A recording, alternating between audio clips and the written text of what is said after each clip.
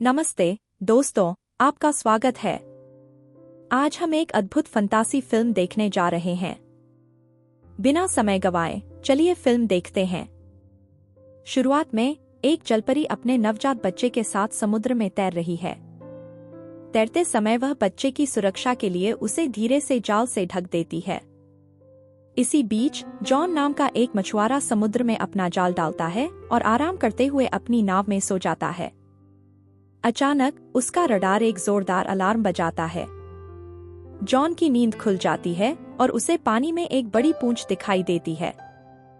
यह सोचकर कि यह एक बड़ी मछली है, वह नाव स्टार्ट करता है और रडार पर दिए गए सिग्नल का पालन करता है। जलपरी को पता चलता है कि नाव उसका पीछा कर रही है, इसलिए वह तेजी से तैरने लगती है। लेकिन जॉन का रडार उसे सटीक रूप से ट्रैक करता है और वह उसका पीछा करता रहता है। यह महसूस करते हुए कि वह बच नहीं सकती, जलपरी अपने बच्चे को पास की एक नाव में रख देती है और जॉन का ध्यान भटकाने के लिए दूसरी दिशा में तैरने लगती है। वह अपने बच्चे से उसका ध्यान हटाने के लिए खुद को प्रकट करती है। जब जॉन जलपरी को देखता है तो वह सदमे से जम जाता है। उत्साह से अभिभूत होकर वह चिल्लाता है, लेकिन आसपास कोई नहीं होता। आश्चर्य में वह नाव पर नियंत्रण रखना भूल जाता है और नाव दुर्घटनाग्रस्त हो जाती है। दुर्घटना के बावजूद जॉन एक असली जलपरी को देखकर रोमांचित होता है। इसी बीच पास में ही छुट्टियों पर गए एक जोड़े का नौकायन चल रहा है।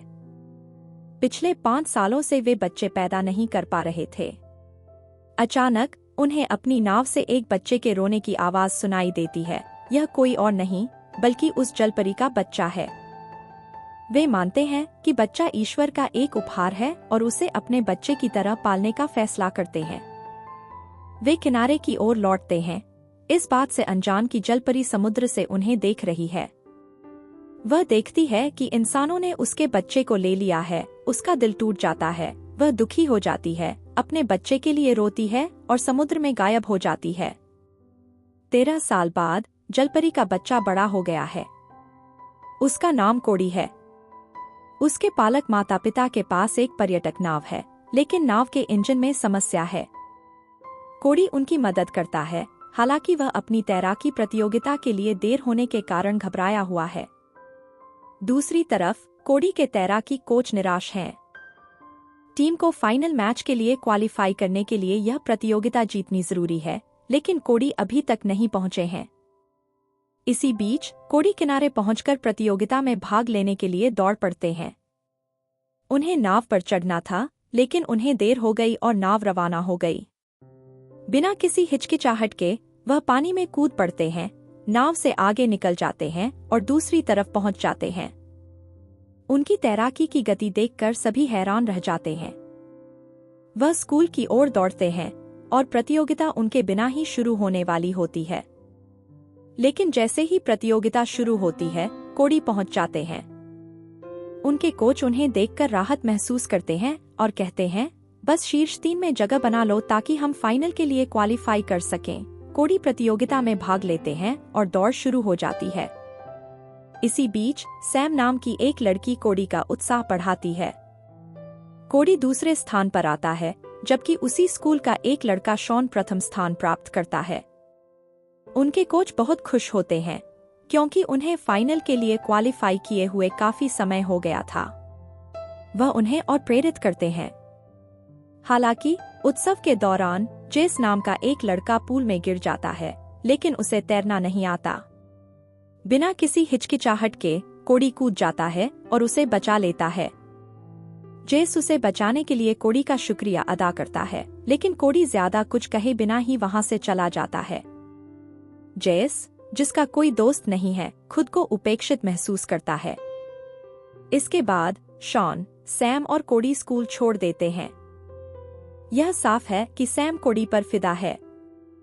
वह शॉन को जाने के लिए कहती है और पूछती है, क्या हम पैदल चलें? इसी बीच कोड़ी के माता पिता उसे लेने आ जाते हैं और वे दोनों उसी कार में अपने घर के लिए निकल पड़ते हैं।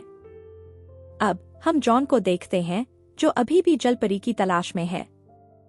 हमेशा की तरह लंबी खोज के बाद वह अपनी नाव किनारे पर खड़ी कर देता है। वह जाने ही वाला होता है कि उसके सहकर्मी जलपरी की खोज जारी रखने के लिए उसका मजाक उड़ाते हैं। लेकिन जॉन जवाब देता है, मैं एक दिन साबित कर दूंगा कि जलपरी होती हैं। फिर वह घर चला जाता है। घर पहुंचकर जेस घर में दाखिल होती है। पता चलता है कि जेस जॉन का बेटा है। अगले दिन स्कूल में टीम के फाइनल में पहुंचने के उपलक्ष्य में एक समारोह की तैयारियां चल रही थीं। कोडी और शॉन अपने स्कूल में मशहूर हो गए थे।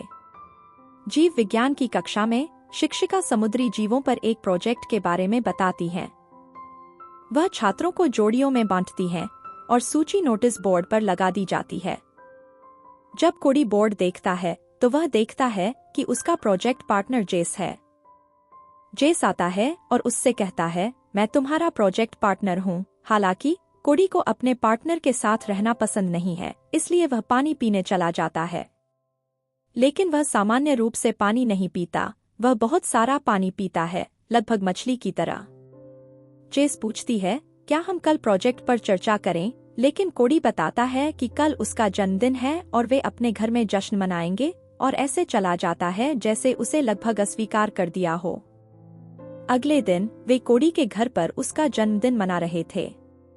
इसी बीच जेस आता है, लेकिन कोडी और उसके दोस्त उसे पसंद नहीं करते और उसके बारे में भद्दी टिप्पणियां करते हैं। जेस यह देख लेता है और असहज महसूस करते हुए वहां से जाने ही वाला होता है। तभी कोडी की मां उसे देख लेती है और पूछती है, क्या तुम कोडी के दोस्त हो? जेस असहजता से उसे एक उपहार देती है और घर से निकल जाती है। बाद में सैम कोडी को एक कमरे में ले जाती है और उसे अपना उपहार देती है। वह उससे कहती है, अपनी आंखें बंद करो। जैसे ही वे चुंबन करने वाले होते हैं, उन्हें अचानक एक बिजली सी दौड़ती है। सैम शर्माते हुए खुद को दूर खींच लेता है और वह मुस्कुराते हुए कोडी को जल्दी से छोड़ देती है। उस रात उसके माता पिता उसे बताते हैं कि वह अब जवान हो गया है। वे उसे जेस द्वारा दिया गया उपहार देते हैं और वह गहरे समुद्र के जीवों के बारे में एक किताब है। कोडी इसे पढ़ते ही उत्सुक हो जाता है। इस बीच कोडी की असली माँ उस जगह पहुंचती है जहां उसने अपने बच्चे को खोया था, यह जानते हुए कि कोडी अब 13 साल का हो गया है और एक बदलाव से गुजरने वाला है। उसे विश्वास है कि वह जल्द ही अपने बेटे से मिलेगी। कोडी अपनी जलपरी माँ के बारे में सपना देखता है और अलार्म की आवाज से देर से उठता है। जब वह अलार्म बंद करता है तो बिजली घड़ी को नुकसान पहुंचाती है। कोडी उलझन में पड़ जाता है। वह दूध लेने के लिए फ्रिज खोलता है, लेकिन दूध का कार्टन उसके हाथ से चिपक जाता है। जब वह उसे दूसरे हाथ से अलग करने की कोशिश करता है तो कार्टन उसके हाथ से भी चिपक जाता है। कोडी अपने शरीर में कुछ बदलाव देखता है और अपने हाथों को देखता है। उसकी माँ, जो रसोई में भी है, भी यही देखती है। तभी उसके पिता अंदर आते हैं और उन दोनों को अपने हाथों को घूरते हुए देखते हैं। वह हंसते हैं और उनका मजाक उड़ाते हैं। बाद में कोडी जेस से मिलने जाता है। वहां जेस उनके जीव विज्ञान प्रोजेक्ट के लिए छोटी मछलियां पकड़ती है। यह देखकर कोडी जेफ से कहता है, तुम्हें सच में जीव विज्ञान बहुत पसंद है ना? फिर वह जेफ से जीव विज्ञान सिखाने के लिए कहता है। बदले में जेस कहती है, मुझे तैरना सिखाओ। दोनों एक समझौता करते हैं और कोडी मान जाता है। जैसे ही वे हाथ मिलाते हैं, जेस कोडी के हाथों पर मछली के शल्क देखकर चौंक जाती है। जेस इसके बारे में पूछती है, लेकिन कोडी बिना कुछ कहे वहां से चला जाता है और घर चला जाता है। जब वह अपने हाथ धोता है तो पपड़ी नहीं जाती, जिससे कोडी और भी उलझन में पड़ जाता है। हालांकि पपड़ी अंततः अपने आप गायब हो जाती है और कोडी सामान्य हो जाता है। अगले दिन कोडी और जेस स्कूल में मिलते हैं। जेस फिर पूछता है, कल तुम्हारे हाथ अलग क्यों दिख रहे थे? लेकिन कोडी उसे किसी को यह बात न बताने के लिए कहता है और उससे वादा करने को कहता है। जेस मान जाता है और वे अच्छे दोस्त बन जाते हैं।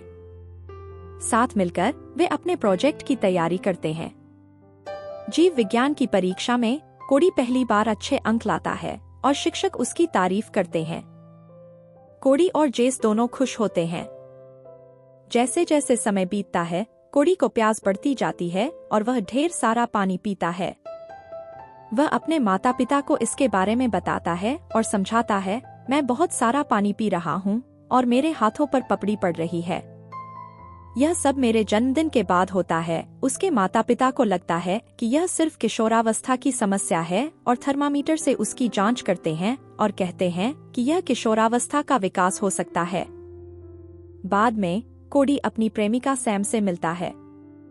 सैम प्यार से कोडी का हाथ थामे रहती है, लेकिन कोडी की विद्युत शक्तियों के कारण उसके बाल हवा में उठ जाते हैं। कोडी हंसता है और उसे चिढ़ाता है। उस रात पानी पीते समय बोतल कोडी के हाथ से चिपक जाती है। जब वह उसे छुड़ाने की कोशिश करता है तो उसका हाथ दीवार से चिपक जाता है। जब वह दूसरे हाथ से अपना हाथ छुड़ाने की कोशिश करता है तो वह भी दीवार से चिपक जाता है। वह ऐसा कई बार दोहराता है। वह निराश होकर गुस्से से चिल्लाने लगता है। यह सुनकर उसके माता पिता उसके कमरे में दौड़ते हैं और कोडी को स्पाइडरमैन की तरह उल्टा छत से चिपका हुआ देखकर चौंक जाते हैं। अगले दिन कोडी के माता पिता उसे डॉक्टर के पास ले जाते हैं, लेकिन डॉक्टर कहता है तुम्हारा बेटा बिल्कुल सामान्य है। बाद में कोडी जेस को तैरना सिखाता है और उसे अपने साथ हुई हर बात बताता है। जेस उसे सलाह देता है, जब भी तुम पानी पीते हो या छूते हो तो पानी के छिलके निकल आते हैं, पानी से दूर रहो। लेकिन कोडी जवाब देता है, तैराकी प्रतियोगिता आ रही है, इसलिए मैं पानी से दूर नहीं रह सकता। जेस सुझाव देता है, आपकी समस्या को समझने के लिए हमें यह पता लगाना होगा कि यह क्या है ताकि हम इसे हल कर सकें। यह कहकर वे दोनों वहां से चले जाते हैं। इस बीच जेस के पिता जॉन, जो पास में एक नाव पर काम करते हैं, उनकी बातचीत सुन लेते हैं और बाहर आते हैं और उन्हें कुछ संदिग्ध लगता है। बाद में जेस एक किताब की मदद से कोडी की स्थिति पर शोध करना शुरू करता है। वह कोडी के हाथ से एक छोटा सा तराजू लेता है और उसे एक डिब्बे में रख देता है। फिर वह कोडी को एक मछली के टैंक के पास ले जाता है और उससे कहता है, मछली से बात करने की कोशिश करो। कोडी ध्यान केंद्रित करता है और एक मछली से बात करता है, उसे टैंक से बाहर कूदने के लिए कहता है और मछली तुरंत कूद जाती है। यह देखकर दोनों खुश होते हैं। फिर जेफ कोडी को एक बल्ब देता है और उसे पकड़ने के लिए कहता है। जब कोडी बल्ब को छूता है तो वह अचानक जल उठता है। उस रात जेस अपने पिता के कमरे में जाता है और जॉन का जलपरियों पर शोध देखता है। जैसे ही वह उसमें देख रहा होता है, जॉन कमरे में प्रवेश करता है। जेस किसी तरह यह बताकर बात टाल देता है कि वह उसे बस एक स्कूल प्रोजेक्ट के लिए देख रहा था। फिर जेस पूछता है, मैंने नोट्स में देखा कि 13 साल बाद जलपरियों के शरीर बदल जाते हैं, क्या यह सच है? जॉन समझाना शुरू करता है, जलपरियां सामान्य मनुष्यों की तरह पैदा होती हैं। वे अपने 13वें वर्ष तक मनुष्यों की तरह बढ़ती हैं। 13वें वर्ष के बाद वे जलपरियों में बदलने लगती हैं। फिर जेस उस जलपरी के बारे में पूछता है जिसे जॉन ने पिछली बार देखा था। जॉन उसे बताता है, मैंने उस जलपरी को 13 साल पहले देखा था। यह सुनकर जेस को एहसास होता है कि कोडी उस जलपरी का बेटा होगा। जेस कोडी से मिलता है और उसे माइक्रोस्कोप से उसके शल्क दिखाता है। जेस कहता है, ये मछली के शल्क जैसे दिखते हैं और तुम्हारे शल्क भी वैसे ही लग रहे हैं। मेरे पिता ने भी बताया था कि उन्होंने 13 साल पहले एक जलपरी देखी थी। तुम जरूर उसी जलपरी के बच्चे होगे। कोडी उलझन में पड़ गया। वह सीधा अपने माता पिता के पास जाता है और उन्हें सारी बात बताता है, लेकिन वे उसकी बात पर यकीन नहीं करते। अपनी बात साबित करने के लिए कोडी अपने हाथ पर पानी डालता है और तुरंत ही तराजू दिखाई देने लगते हैं। उसके माता पिता चौंक जाते हैं। फिर वे सच्चाई बताते हैं, उन्होंने उसे छुट्टियों में एक नाव में एक बच्चे के रूप में पाया था। हमें लगा कि भगवान ने हमें यह बच्चा दिया है, इसलिए हमने तुम्हें अपने बच्चे की तरह पाला, वे समझाते हैं। कोडी निराश और उलझन में पड़ जाता है। अगले दिन जब उसके माता पिता इस स्थिति पर चर्चा कर रहे होते हैं, कोडी पास में छिप जाता है और उनकी बातचीत सुनता है। उसकी माँ कहती है, कोडी के परिवर्तन को गुप्त रखना होगा। अगर किसी को पता चल गया तो सरकार उसे अनुसंधान के लिए ले जाएगी। इसके बाद कोडी तैरने के लिए समुद्र तट पर जाता है। उसकी जलपरी माँ उसे भाप लेती है और उसकी ओर तैरती है। लेकिन जैसे ही वह पास आती है, कोडी पानी छोड़कर किनारे पर लेट जाता है। जब वह देखता है कि उसके हाथ मछली जैसे पंखों में बदल गए हैं तो वह चौंक जाता है। इसी बीच उसकी प्रेमिका सैम उसकी ओर चलती है। कोडी जल्दी से अपने हाथ रेत में छिपा लेता है। सैम उसे बताती है कि वह बस बात करने आई थी और सोच रही थी कि क्या वह खाली है। कोडी जवाब देता है, मैं व्यस्त हूँ। सैम को लगता है कि कुछ गड़बड़ है और वह सोचती है कि वह उससे क्यों बच रहा है। वह उलझन में वहां से चली जाती है। बाद में जब जेस तैराकी का अभ्यास कर रहा होता है, कोडी उससे कहता है, जब भी मैं रूपांतरित होता हूँ मुझे निराशा होती है और मैं कल की तैराकी प्रतियोगिता को लेकर बहुत उलझन में हूँ। जेस उसे सलाह देती है, तुम्हें प्रतियोगिता में नहीं जाना चाहिए। अगर तुम तैरोगे तो जाहिर है कि तुम एक जलपरी हो। तभी शॉन आता है और जेस को चिढ़ाने लगता है, लेकिन इस बार कोडी उसका बचाव करता है। वह शॉन से कहता है, जेस से दूर रहो, वह मेरा दोस्त है। अगले दिन कोच सैम से कहता है कि वह कोडी को ढूंढकर प्रतियोगिता में ले आए। कोडी घर पर है और उसके माता पिता उसे जाने से मना करते हैं। वह रुकने का नाटक करता है, लेकिन जैसे ही उसके माता पिता चले जाते हैं वह खिड़की से कूदकर प्रतियोगिता में चला जाता है। प्रतियोगिता में कोच घबरा जाता है क्योंकि कोडी अभी तक नहीं आया है। तभी कोडी आ जाता है। जेस चौंक जाती है और पूछती है, तुम क्यों आए हो? कोडी जवाब देता है, यह हमारे स्कूल के लिए एक महत्वपूर्ण मैच है और हमें जीतना ही होगा, और फिर सीधे दौड़ के लिए निकल पड़ता है। कोच उसे देखकर राहत और खुशी महसूस करता है। तैराकी की दौड़ शुरू होती है और कुछ अनोखा होता है। कोडी तेजी से शॉन से आगे निकल जाता है और अविश्वसनीय गति से तैरता है, लगभग एक विश्व रिकॉर्ड बना लेता है। कोच और सभी लोग दंग रह जाते हैं। यहाँ तक कि दूरबीन से दूर से देख रहा जॉन भी हैरान रह जाता है। कोडी दौड़ पूरी करता है और एक नया रिकॉर्ड बनाता है। कोच रोमांचित होता है और भीड़ उसका उत्साहवर्धन करती है। उत्साह में कोडी अपने बदले हुए हाथों को छिपाना भूल जाता है। शॉन यह देख लेता है और दंग रह जाता है। जॉन भी कोडी के हाथ देखता है और सच्चाई का एहसास करता है। इस डर से कि जल्द ही सभी कोडी के परिवर्तन का पता चल जाएगा, वह उस क्षेत्र में बिजली का करंट भेजता है जिससे डिस्प्ले लाइटें चमक उठती हैं। भीड़ का ध्यान भटक जाता है और कोडी इस मौके का फायदा उठाकर पूल से बाहर निकल जाता है। वह भागता है और शॉन उसका पीछा करता है, हारने से अब भी निराश और कोडी पर कथित तौर पर धोखेबाजी करने के लिए चिल्ला रहा है। हालांकि वह उसे देख नहीं पाता, इसलिए वह चला जाता है। कोडी घबराहट में स्पाइडरमैन की तरह छत से चिपक जाता है। कोडी के माता पिता उसे ढूंढ लेते हैं और उसे सामान्य स्थिति में लाने के लिए हीटर का इस्तेमाल करते हैं। इसी बीच जेस आती है और कहती है, मेरे पिता ने तुम्हारे हाथ देखे हैं। सैम भी वहां पहुंचती है और कोडी के हाथों पर शल्क देखकर वह चौंक जाती है और बेहोश हो जाती है। उसके होश में आने पर सभी उसे समझाते हैं कि क्या हो रहा है। सैम उलझन में पड़ जाती है और वहां से चली जाती है। अगले दिन स्कूल में शॉन कोडी से भिड़ जाता है और वे लड़ने लगते हैं। अचानक एक शिक्षक आता है और लड़ाई रुकवाता है। उस रात निराश कोडी समुद्र तट पर तैरने जाता है। उसकी जलपरी माँ उसे देख लेती है और 13 साल बाद उससे मिलने आती है। उसे देखकर वह बहुत खुश होती है। कोडी भी खुश होता है और उसकी ओर तैरता है।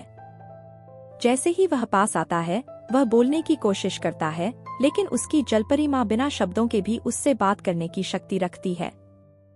जैसे ही वे बात करने ही वाले होते हैं, अचानक एक नाव आ जाती है। कुछ गड़बड़ होने का आभास होने पर जलपरी पानी की सतह पर आती है और जॉन को देखती है। उसे देखते ही वह गायब हो जाती है।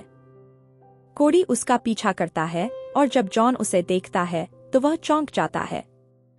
वह पुष्टि करता है कि कोडी जलपरी का बच्चा है। अगले दिन जॉन जलपरी को पकड़ने के लिए एक जाल तैयार करता है। इसी बीच सैम समुद्र तट पर कोडी से मिलता है। कोडी उससे पूछती है, तुम मुझसे नफरत क्यों करती थी और चली क्यों गई? सैम जवाब देती है, ऐसा नहीं है। जब मैंने तुम्हें इस हालत में देखा तो मुझे समझ नहीं आया कि क्या प्रतिक्रिया दूं। वे एक दूसरे को चूमते हैं और साथ साथ लहरों में चल पड़ते हैं। जैसे ही कोड़ी अपने हाथ पानी में डुबोता है, उसके हाथ बदलने लगते हैं। इस बार सैम बिना किसी हिचकिचाहट के उसके हाथ थाम लेता है। तभी कोड़ी की जलपरी माँ प्रकट होती है।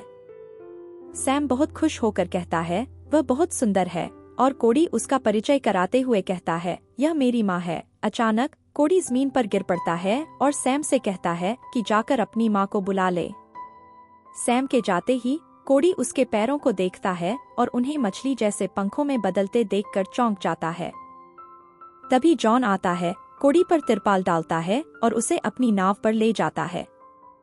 जेस, जो दूर से देख रहा था, अपने दोस्त की मदद करने के लिए अपने पिता की नाव की ओर दौड़ता है। जॉन जलपरी को पकड़ने के लिए कोड़ी को चारा बनाने का फैसला करता है। धूप में कोड़ी को अलग एहसास होता है और जब जॉन उस पर पानी डालता है तो उसके पैर पूरी तरह से मछली जैसे अंगों में बदल जाते हैं। जेस आती है और कोड़ी की मदद करने की कोशिश करती है, लेकिन जलपरी भी अपने बच्चे को बचाने के लिए आ जाती है।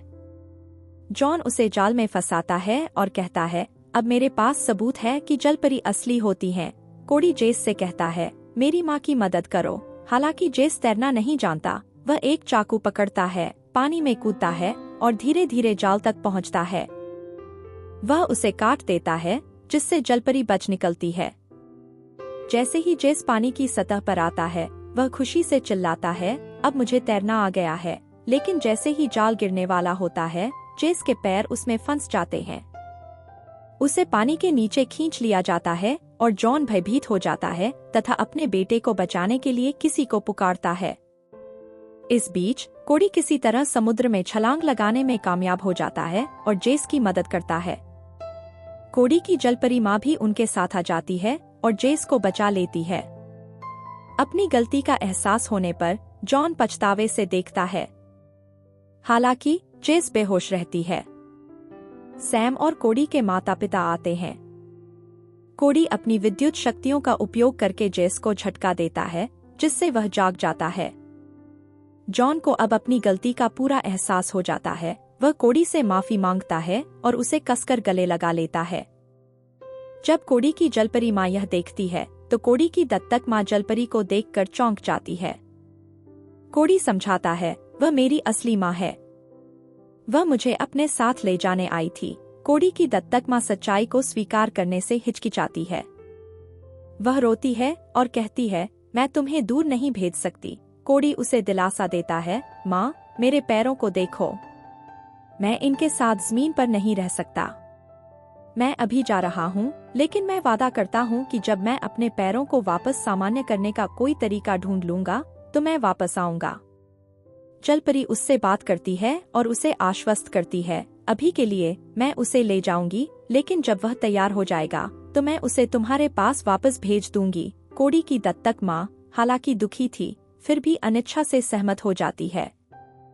कोड़ी सभी को अलविदा कहता है और अपने परिवार पर एक आखिरी नजर डालकर वह समुद्र में कूद जाता है और तैरने लगता है।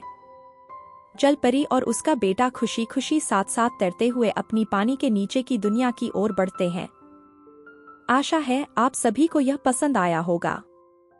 देखने के लिए धन्यवाद।